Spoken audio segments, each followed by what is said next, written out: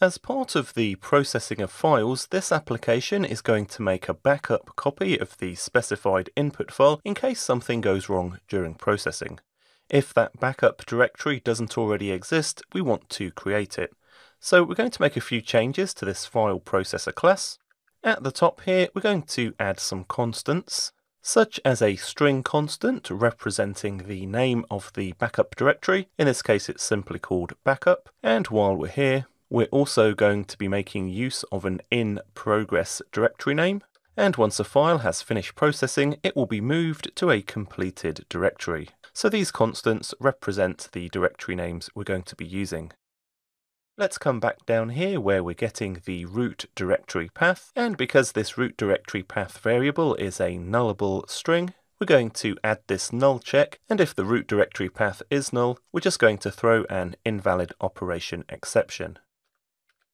So now we know we've got a non-null root directory path. We can use that root directory path in conjunction with the constants we just created to create the backup directory.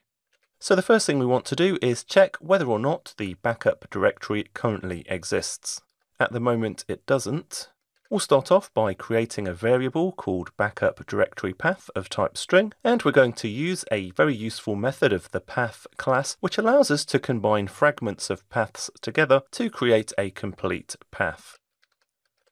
So we're going to call the path.combine method here. This method allows us to specify a number of strings which represent parts of a path. All of these parts will get combined together and returned as a string. So in this case, we want to combine the root directory path that we just worked out and the backup directory name constant that we just created.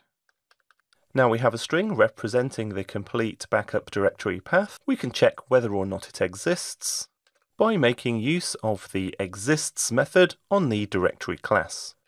So here we're saying if the backup directory path doesn't already exist, we're going to create it. To create a directory, we make use of the directory class and call the static createDirectory method, passing in the path to the directory that we want to create. Let's build this to make sure we haven't introduced any errors. And the build succeeds, and if we run the application once again, we can see we've got this message here creating C PS data backup. And if we just hit enter to quit and head back to File Explorer and just navigate up to the root directory, the PS data directory, notice now we've got this backup directory created. The createDirectory method will not throw an exception if the directory already exists. So what we could do if we wanted to is comment out this if statement. If we run the application once again, we won't get an exception, even though we're still trying to create the backup directory, which, as we just saw, has already been created.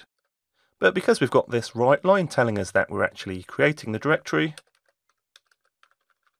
we'll just add this if statement back in, so we only get the creating message if the directory doesn't already exist. And we'll just save that. So now we've got this backup directory created, let's see next how we can copy the specified input file into this backup directory.